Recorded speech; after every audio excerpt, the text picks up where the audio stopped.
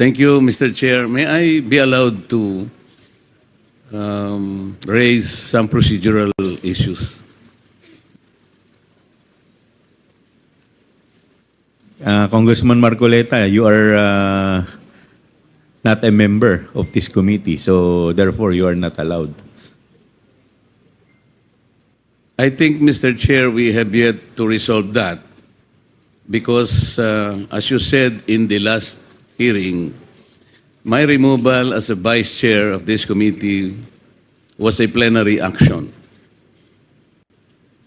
And therefore, there should be a plenary action to remove me as a member of this committee. I would like to believe, Mr. Chair, that when I was installed as a vice chair of this committee, it presupposes membership. I am supposed to be deemed a member because if I were not a member, I cannot be appointed as a vice chair. The officiality of that is the position is only a privilege, but membership is organic.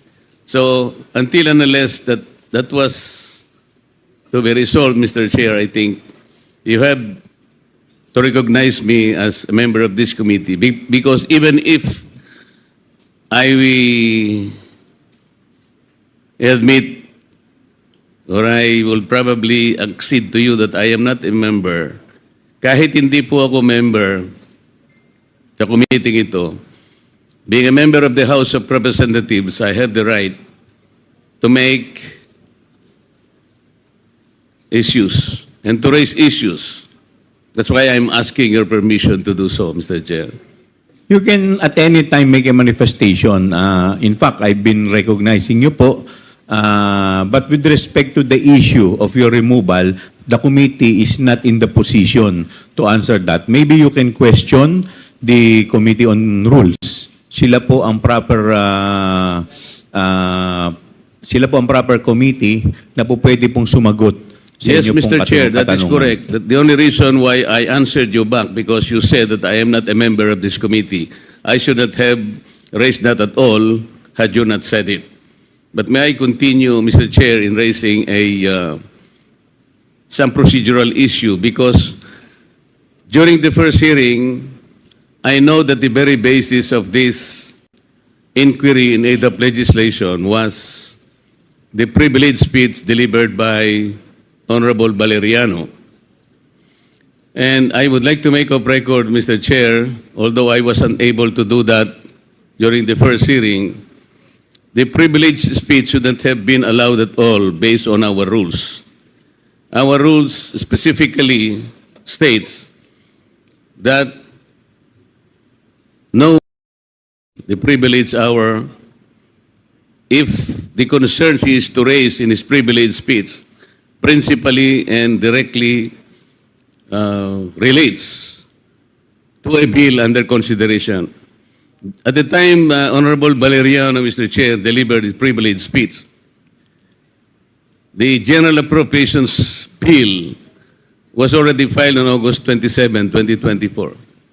He took the floor on September 3, and therefore, any concern relating to the subject matter in the budget or in the bill should not have been allowed at all.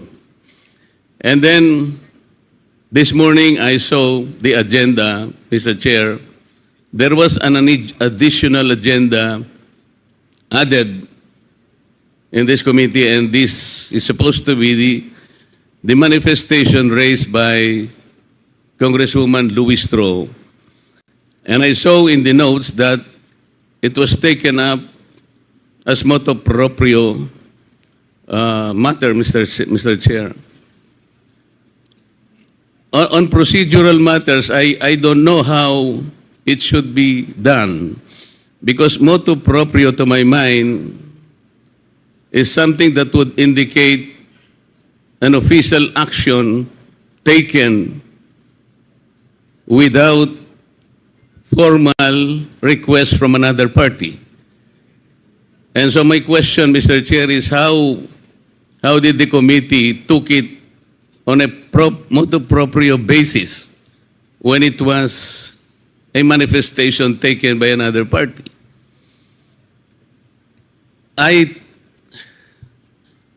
see it a very unusual procedure, Mr. Chair, because this representation, I would like to recall that sometime in March 2024, delivered a privileged speech dealing on the same subject matter, and I think even more, I questioned the several irregularities pointed out by the Commission on Audit, specifically in 2017, 2018, and 2019, covering the audit report of COA in the Department of Education. In that privileged speech, Mr. Chair, I took note of the sum of something like 3.25 billion pesos of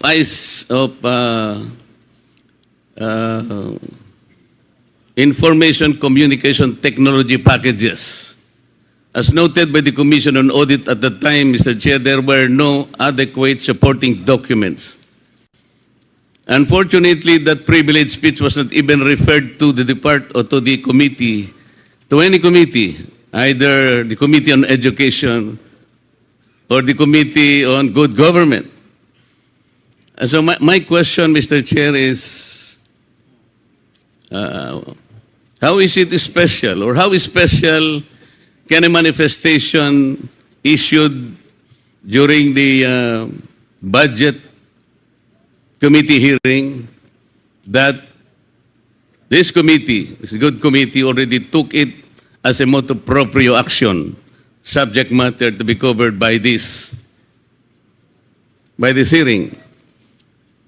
So parang there is no consistency, Mr. Chair. Parang I would like to volunteer, Mr. Chair, that a copy of my privileged speech delivered on March 15, 2021, entitled Co-Bodies DepEd.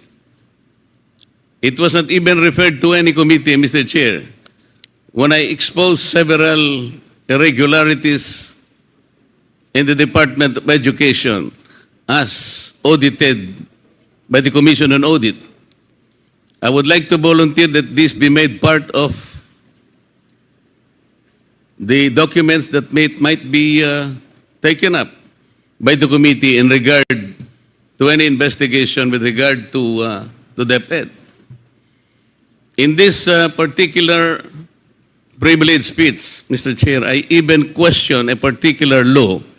It's Republic Act 8047. This is a law enacted in 1995. And in that particular law, it prohibited DepEd, then called DEX, the time, Mr. Chair. DEX at that time was already prohibited from procuring and publishing the books.